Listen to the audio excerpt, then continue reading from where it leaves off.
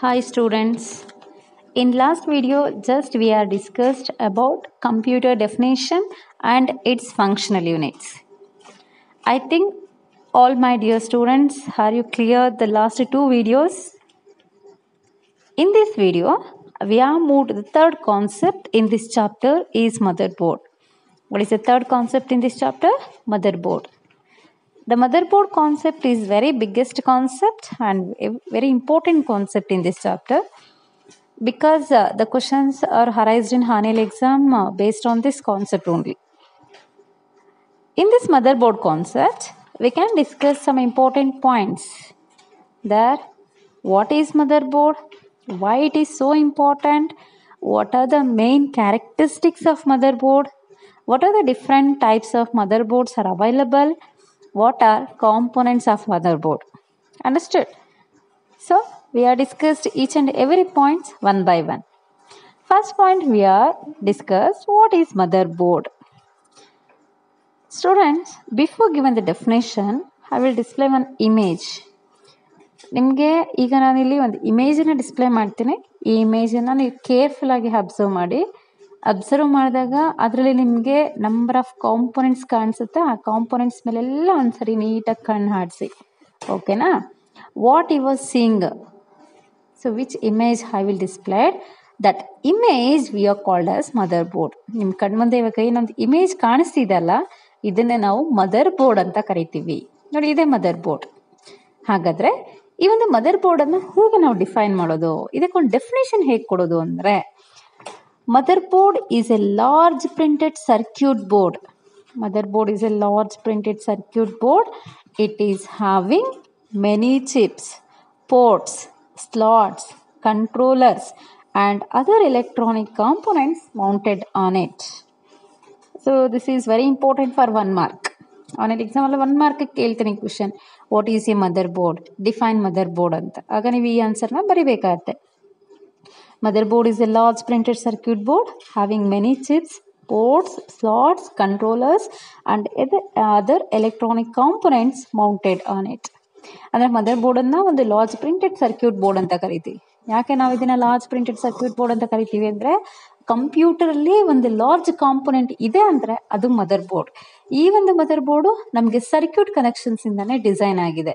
ಯಾಕೆಂದರೆ ಪ್ರತಿಯೊಂದು ಕಾಂಪೊನೆಂಟು ಕೂಡ, ಪ್ರತಿಯೊಂದು ಡಿವೈಸಸ್ಸನ್ನು ಕೂಡ ನಾವು ಡೈರೆಕ್ಟಾಗಿ ಮದರ್ ಬೋರ್ಡ್ ಕನೆಕ್ಟ್ ಮಾಡಬೇಕು. ಮದರ್ ಬೋರ್ಡಲ್ಲೇ ನಮಗೆ ಡೇಟಾ ಕಮ್ಯುನಿಕೇಟ್ ಆಗುವಂಥದ್ದು. ಅದಕ್ಕೆ ನಾವು ಇದನ್ನು ಪ್ರಿಂಟೆಡ್ ಸರ್ಕ್ಯೂಟ್ ಬೋರ್ಡ್ ಅಂತ ಕರಿತೀವಿ. In short form we are called as a PCB. PCB full form is printed circuit board. ಇದರಲ್ಲಿ ನಮಗೆ ನಂಬರ್ ಆಫ್ ಚಿಪ್ಸ್ ಕಾಣಿಸುತ್ತೆ. ಆ ಚಿಪ್ಸನ್ನು ಯೂಸ್ ಮಾಡಿ ನಾವು ಮೆಮೊರಿ ಕಾರ್ಡ್ಸನ್ನು ಕನೆಕ್ಟ್ ಮಾಡ್ತೀವಿ. ನಂಬರ್ ಆಫ್ ಪೋರ್ಟ್ಸ್ ಇರುತ್ತೆ. ಆ ಪೋರ್ಟ್ಸಿಂದ ನಾವು ಇನ್ಪುಟ್ ಔಟ್ಪುಟ್ ಡಿವೈಸಸ್ಸನ್ನು ಕನೆಕ್ಟ್ ಮಾಡ್ತೀವಿ. ಸ್ಲಾಟ್ಸ್ ಇರುತ್ತೆ. ಈ ಸ್ಲಾಟ್ಸನ್ನು ಯೂಸ್ ಮಾಡಿ ರ್ಯಾಮು ರೋಮು ಡಿವೈಸಸ್ಸನ್ನು ಕನೆಕ್ಟ್ ಮಾಡ್ತೀವಿ.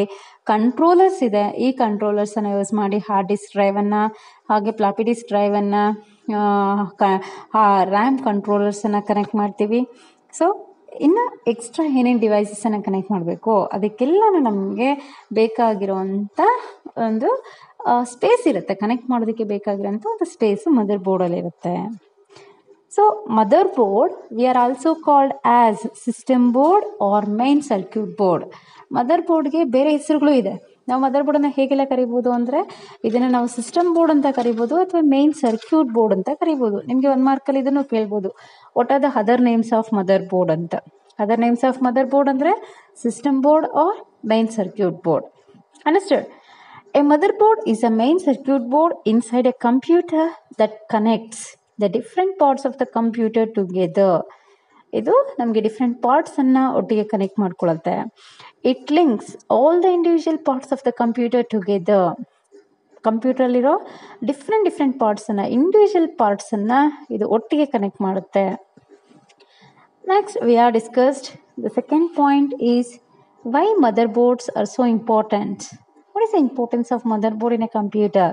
ಕಂಪ್ಯೂಟರಲ್ಲಿ ಮದರ್ ಬೋರ್ಡ್ ತುಂಬ ಇಂಪಾರ್ಟೆಂಟ್.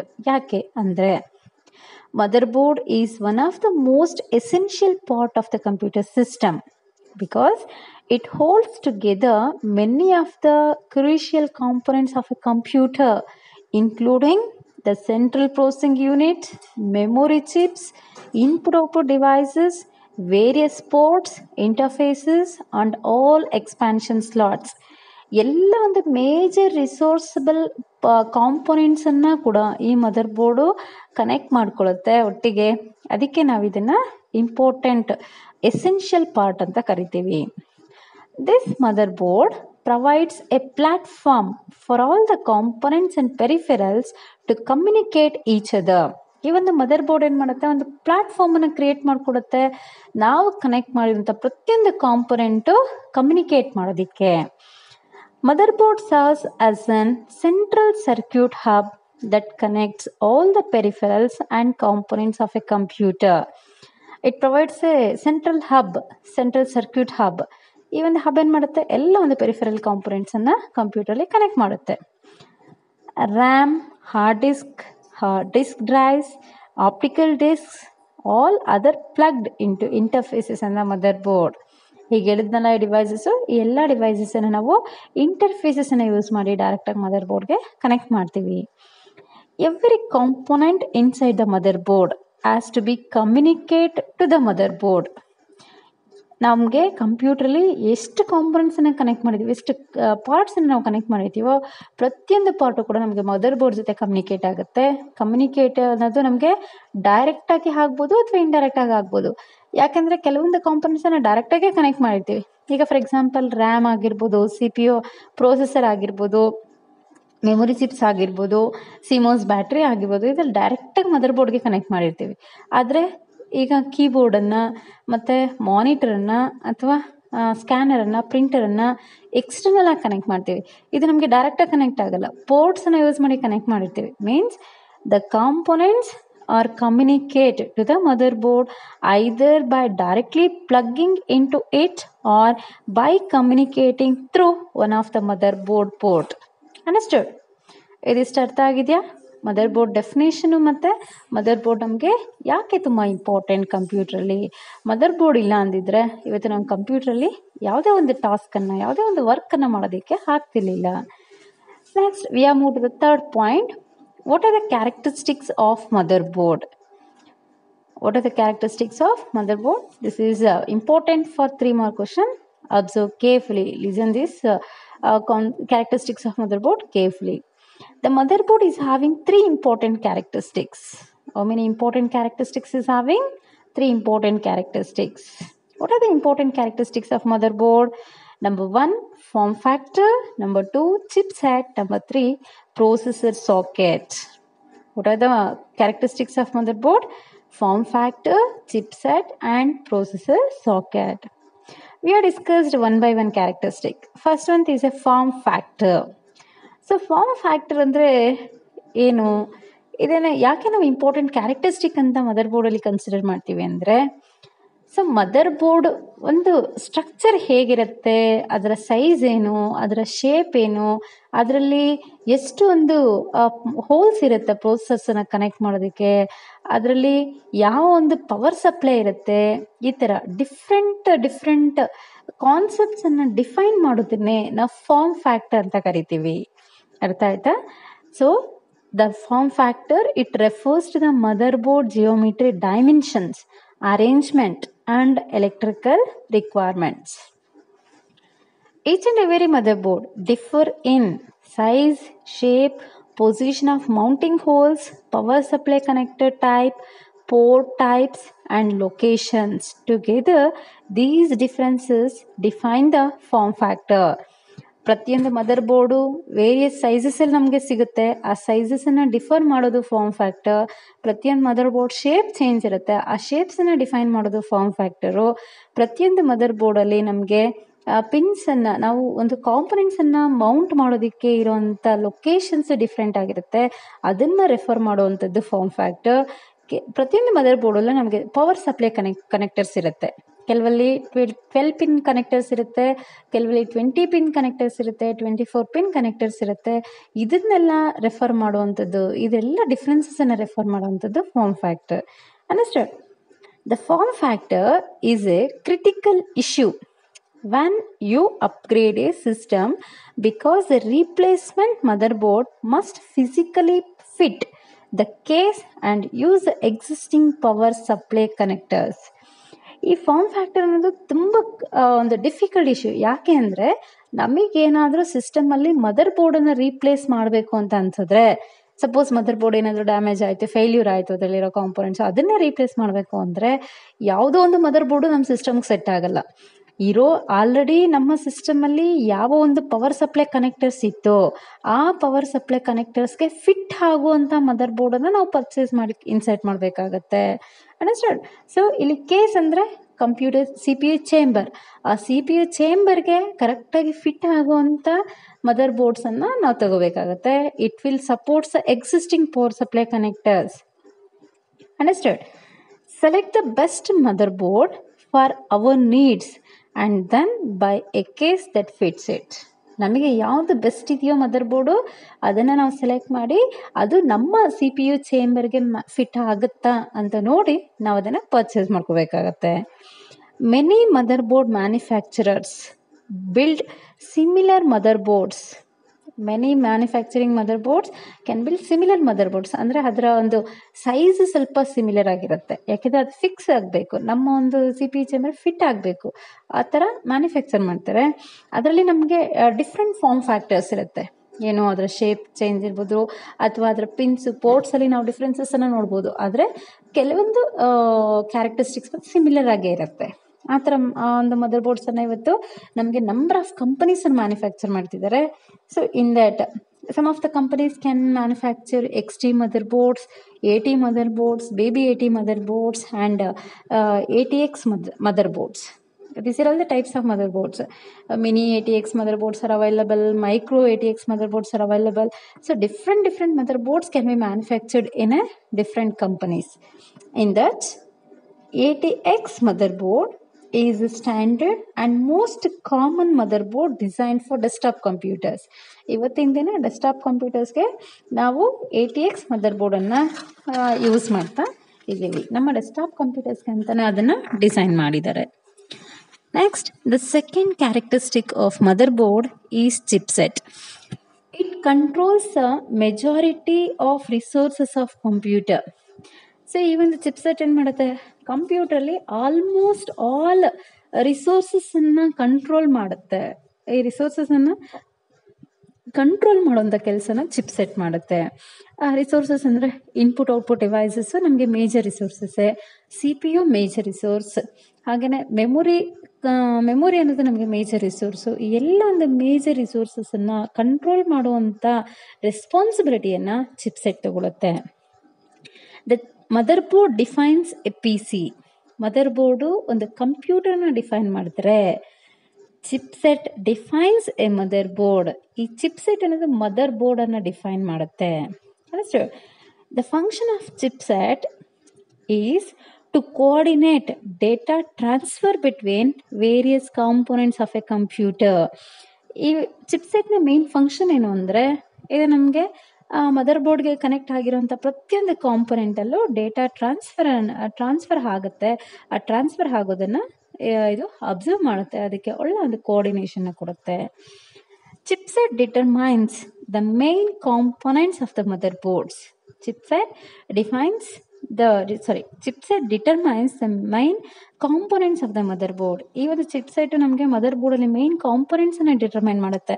ಯಾವ್ಯಾವ ಮೇನ್ ಕಾಂಪೊನೆಂಟ್ಸನ್ನು ಇದು ಡಿಟರ್ಮೈನ್ ಮಾಡುತ್ತೆ ಅಂದರೆ, ವಾಟ್ ಪ್ರೊಸೆಸರ್ ಈ ಸಪೋರ್ಟ್ಸ್. ನಾವು ಯೂಸ್ ಮಾಡೋಂಥ ಮದರ್ ಬೋರ್ಡಲ್ಲಿ ಯಾವ ಒಂದು ಪ್ರೊಸೆಸರ್ಗೆ ಅದು ಸಪೋರ್ಟ್ ಮಾಡುತ್ತೆ. ಪೆಂಟಿಯಮ್ ಪ್ರೊಸೆಸರ್ ಸಪೋರ್ಟ್ ಮಾಡುತ್ತಾ, ಇಂಟೆಲ್ 3 ಪ್ರೊಸೆಸರ್ ಸಪೋರ್ಟ್ ಮಾಡುತ್ತಾ, DL ಕೋರ್ ಪ್ರೊಸೆಸರ್ಗೆ ಸಪೋರ್ಟ್ ಮಾಡುತ್ತಾ, ಅಥವಾ ಪೆಂಟಿಯಮ್ 4 ಪ್ರೊಸೆಸರ್ಗೆ ಸಪೋರ್ಟ್ ಮಾಡುತ್ತಾ. ಈ ಥರ ನಮ್ಮ ಮದರ್ ಬೋರ್ಡು ಯಾವ ಪ್ರೊಸೆಸರ್ಗೆ ಸಪೋರ್ಟ್ ಮಾಡುತ್ತೆ ಅನ್ನೋ ಒಂದು ಕಾಂಪೊನೆಂಟನ್ನು ಇದು ಡಿಟರ್ಮೈನ್ ಮಾಡುತ್ತೆ. ಹಾಗೆಯೇ which type of RAM can be used. RAM is a main memory, internal memory. It will increase the speed of the processing or execution speed will be increased based on the RAM. ಅಂದರೆ ಎಷ್ಟು capacity ಇರುವಂಥ RAM ನಮ್ಮ mother ಬೋರ್ಡ್ಗೆ suit ಆಗುತ್ತೆ. ಹಾಗೆಯೇ which type of buses and speed it supports. ಇಲ್ಲಿ bus ಅಂದರೆ it is a device can be used to transfer the data between one component to another component. It is having the parallel wires, so that parallel wires provides a path to transfers the data. ಯಾವ type of ಬಸ್ಸಸ್ನ use ಮಾಡಬೇಕು, data bus use ಮಾಡಬೇಕಾ, address bus use ಮಾಡಬೇಕಾ, control ಬಸ್ಸನ್ನು use ಮಾಡಬೇಕಾ, ಅಲ್ಲಿ internal buses ಬೇಕಾ, system buses ಬೇಕಾ, ಈ ಥರ ವೆರೈಟಿ ಆಫ್ ಬಸ್ಸಸ್ ಇದೆ. ಅದರಲ್ಲಿ ನಮಗೆ ಯಾವ ಬಸ್ಸಸ್ ಬೇಕಾಗತ್ತೆ, ಯಾವ ಬಸ್ಸಿನ ಸ್ಪೀಡ್ ಎಷ್ಟಿದ್ರೆ ನಮಗೆ ಮದರ್ ಬೋರ್ಡ್ ಸಪೋರ್ಟ್ ಮಾಡುತ್ತೆ, ಈ ಎಲ್ಲ ಕಾಂಪೊನೆಂಟ್ಸನ್ನು ಚಿಪ್ಸೆಟ್ಟು ಡಿಫೈನ್ ಮಾಡುತ್ತೆ. Understood? The chipset is important to choose a better motherboard. ಈ ಒಂದು ಚಿಪ್ಸೆಟ್ ಇಂದನೇ ನಾವೊಂದು ಒಳ್ಳೆ ಮದರ್ ಬೋರ್ಡನ್ನು ಸೆಲೆಕ್ಟ್ ಮಾಡ್ಕೊಳ್ಳೋದಕ್ಕಾಗತ್ತೆ. A recent chipset is having computers upgradability. ಈಗ ಬರ್ತಿರೋಂಥ ಚಿಪ್ಸೆಟ್ಟಲ್ಲಂತೂ ನಮಗೆ ಕಂಪ್ಯೂಟರ್ ಅಪ್ಗ್ರೇಡಬಿಲಿಟಿ ಕೆಪಾಸಿಟಿ ಜಾಸ್ತಿ ಇರುತ್ತೆ. ಅಂದರೆ ಈಗ ನಮಗೆ ಇದನ್ನು ನಾವು ಸ್ಮಾರ್ಟ್ ಫೋನ್ಸಲ್ಲಿ ಚೆನ್ನಾಗಿ ನೋಡ್ತೀವಿ. ಈಗ ಸಿಸ್ಟಮ್ ಅಪ್ಡೇಟೆಡ್ ಅಂತ ಬರ್ತಿರುತ್ತೆ ಆಗಾಗ. ಸೊ ಮೆಸೇಜ್ ಬಂದಿದ ತಕ್ಷಣ ನಾವು ಏನು ಮಾಡ್ತೀವಿ, ಅಪ್ಡೇಟ್ ಮಾಡ್ತೀವಿ. ಆದರೆ ನಮಗೆ ಆ್ಯಪ್ಸ್ ಎಲ್ಲ ನ್ಯೂ ವರ್ಷನ್ಗೆ ಅಪ್ಡೇಟ್ ಆಗುತ್ತೆ. ಸಿಸ್ಟಮಲ್ಲೂ ಕೂಡ ನಮಗೆ ಕೆಲವೊಂದು ಇದು ಅಪ್ಡೇಟ್ ಆಗಬೇಕಾದ್ರೆ ಆ ಅಪ್ಗ್ರೇಡಬಿಲಿಟಿ ಕೆಪಾಸಿಟಿ ನಮಗೆ ಚಿಪ್ಸೆಟ್ಟಲ್ಲಿ ಇರುತ್ತೆ. ಅಂದರೆ ಹೊಸ ಕಾಂಪೊನೆಂಟ್ಸನ್ನು each and every year introduce ಮಾಡ್ತಾನೆ ಇರ್ತಾರೆ. ಆದರೆ ಮುಂದೆ ಯಾವುದೋ ಒಂದು ಕಾಂಪೊನೆಂಟ್ ಇಂಟ್ರೊಡ್ಯೂಸ್ ಆಗ್ಬೋದಲ್ಲ ಅಂತ ಆ ಕಾಂಪೊನೆಂಟ್ಗೆ ಬೇಕಾಗಿರುವಂಥ ಕನೆಕ್ಟರ್ಸನ್ನು ಈಗಲೇ ಮದರ್ ಬೋರ್ಡಲ್ಲಿ ಇನ್ಸರ್ಟ್ ಮಾಡಿ ಕೊಟ್ಟಿರ್ತಾರೆ. ಆ ಒಂದು ಅಪ್ಗ್ರೇಡಬಿಲಿಟಿ ಅನ್ನೋದು ಒಂದು ಇಂಪಾರ್ಟೆಂಟ್ ಕಾನ್ಸೆಪ್ಟ್. ಆ ಒಂದು ಕಾನ್ಸೆಪ್ಟನ್ನು ಚಿಪ್ಸೆಟ್ಟು ತಗೊಳುತ್ತೆ. Next, the third important characteristic is processor socket. Processor is very important in a computer because without processor the data is not calculating, the data is not execute, the data is not processed. That processors where we are inserting on the motherboard, it is having particular socket. Socket means it is a place where we are inserting the processor in a computer, on a motherboard. So that is called as a processor socket. The processor socket, it may be a rectangular connector into which the processor is mounted vertically, or a square shaped connectors with many small connectors into which the processor is directly inserted. ಅಂದರೆ ನಮಗೆ processor ಸಾಕೆಟ್ಸಲ್ಲಿ ಕೆಲವೊಂದು mother ಬೋರ್ಡ್ಸಲ್ಲಿ rectangular ಶೇಪಲ್ಲಿ ಇರುತ್ತೆ, rectangular connectors ಇರುತ್ತೆ. ಅದರಲ್ಲಿ ನಾವು vertical ಆಗಿ ಪ್ರೊಸೆಸರ್ಸನ್ನು insert ಮಾಡ್ತೀವಿ. ಕೆಲವೊಂದು ನಮಗೆ ಸ್ಕ್ವೇರ್ ಶೇಪ್ ಕನೆಕ್ಟರ್ಸ್ ಇರುತ್ತೆ. ಆ ಸ್ಕ್ವೇರ್ ಶೇಪ್ ಕನೆಕ್ಟರ್ಸಲ್ಲಿ ನಮಗೆ ಸ್ಮಾಲ್ ಕನೆಕ್ಟರ್ಸ್ ಇರುತ್ತೆ. ಆ ಸ್ಮಾಲ್ ಕನೆಕ್ಟರ್ಸನ್ನು ನೋಡಿ ಡೈರೆಕ್ಟಾಗಿ ನಾವು ಪ್ರೊಸೆಸರ್ಸನ್ನು ಇನ್ಸರ್ಟ್ ಮಾಡ್ಬೋದು ಅಥವಾ ಪ್ಲಗ್ ಇನ್ ಮಾಡ್ಬೋದು. ಈ ಪ್ರೊಸೆಸರ್ಸನ್ನು ಹೇಗೆ ಇನ್ಸರ್ಟ್ ಮಾಡೋದು ಸಾಕೆಟಲ್ಲಿ, ಸಾಕೆಟ್ ಹೇಗಿರುತ್ತೆ, ಅದಕ್ಕೆ ಕ್ಲೋಸ್ ಇದ್ದಾಗ ಹೇಗಿರುತ್ತೆ, ಅದನ್ನು ಓಪನ್ ಮಾಡಿದಾಗ ಹೇಗಿರುತ್ತೆ, ಪ್ರೊಸೆಸರ್ನ ಸಾಕೆಟ್ಗೆ ಇನ್ಸರ್ಟ್ ಮಾಡೋದು ಹೇಗೆ, ಇದಿಷ್ಟನ್ನು ನಾನೀಗ ಇಮೇಜಸನ್ನು ನಿಮಗೆ ಡಿಸ್ಪ್ಲೇ ಮಾಡ್ತಾ ಹೋಗ್ತೇನೆ. ನೋಡಿ, ಈಗ ಫಸ್ಟ್ ಇಮೇಜ್ ಡಿಸ್ಪ್ಲೇ ಆಗ್ತಿದೆ. This is called as A closed socket. ಈಗ ನೋಡಿ, ನಮಗೆ ಒಂದು ಸ್ಕ್ವೇರ್ ಶೇಪ್ ಕಾಣಿಸ್ತಿದೆಯಲ್ಲ ನಿಮಗೆ, ಅದರ ಮೇಲೆ ಮೆಟಲ್ ಕ್ಲೋಸ್ ಆಗಿದೆ. ಇದನ್ನು ನಾವು ಕ್ಲೋಸ್ಡ್ ಪ್ರೊಸೆಸರ್ ಸಾಕೆಟ್ ಅಂತ ಕರಿತೀವಿ. Next image, the second image ಇವಾಗ ಡಿಸ್ಪ್ಲೇ ಆಗ್ತಿದೆ. ಇದರಲ್ಲಿ ನೋಡಿ, ಆ ಪ್ರೊಸೆಸರ್ ಸಾಕೆಟ್ ಓಪನ್ ಆಗಿದೆ. ಅದರಲ್ಲಿ ಮೆಟಲ್ ಕ್ಲೋಸ್ ಆಗಿತ್ತಲ್ಲ, ಆ ಮೆಟಲ್ ಕ್ಲೋಸ್ಡ್ ಪೋರ್ಷನನ್ನು ನಾವೀಗ ಓಪನ್ ಮಾಡಿದ್ದೀವಿ, ಲಾಕ್ ಓಪನ್ ಮಾಡಿದ್ದೀವಿ. ನೋಡಿ, ನೆಕ್ಸ್ಟ್ ಈಗ ಥರ್ಡ್ ಇಮೇಜ್ ಡಿಸ್ಪ್ಲೇ ಆಗ್ತಿದೆ. ನಾವು ಓಪನ್ ಮಾಡಿದ್ದೀವಿ ಈ ಪ್ರೊಸೆಸರ್ ಸಾಕೆಟನ್ನು. ಅದರಲ್ಲಿ ನಂಬರ್ ಆಫ್ ಕನೆಕ್ಟರ್ಸ್ ಹೇಗಿದೆ ಅದನ್ನು ಪಾಯಿಂಟ್ ಔಟ್ ಮಾಡಿ ತೋರಿಸ್ತಾ ಇದೆ ನೋಡಿ. ಸೊ ಇಲ್ಲಿ ಪಾಯಿಂಟ್ ಔಟ್ ಮಾಡ್ತಿರೋದು ಕನೆಕ್ಟರ್ಸ್. ಈ ಕನೆಕ್ಟರ್ಸ್ಗೆ ಕರೆಕ್ಟಾಗಿ ಫಿಟ್ ಆಗೋ ಥರ ನಾವು ಪ್ರೊಸೆಸರ್ಸನ್ನು ಡೈರೆಕ್ಟಾಗಿ ಇನ್ಸರ್ಟ್ ಮಾಡಬೇಕಾಗುತ್ತೆ ಮದರ್ ಬೋರ್ಡಲ್ಲಿ. ನೆಕ್ಸ್ಟು ಈಗ ನೀವು ಫೋರ್ತ್ ಇಮೇಜನ್ನು ನೋಡ್ತಿದ್ದೀರಲ್ಲ, ಈ ಫೋರ್ತ್ ಇಮೇಜಲ್ಲಿ ನಮಗೆ ಪ್ರೊಸೆಸರ್ ಸಾಕೆಟ್ ಕ್ಲೋಸ್ಡ್ ಇದೆ. ಅದ್ರ ಮೇಲೆ ನಾವು ಪ್ರೊಸೆಸರನ್ನು ತೋರಿಸಿದ್ದೀವಿ. ಈ ಪ್ರೊಸೆಸರು ನಮಗೆ ಆ ಒಂದು ಸಾಕೆಟ್ಗೆ ಕರೆಕ್ಟಾಗಿ ಫಿಟ್ ಆಗುತ್ತೆ. Understand students? Are you clear about these three concept? What is motherboard? Why motherboards are very important in a computer system, and what are the characteristics of motherboard? Understood? In the next video we are discussed about types of motherboards and components of motherboards. Thank you students. So I will given the questions regarding to this video. You answer those questions in a assignment book. Okay, thank you.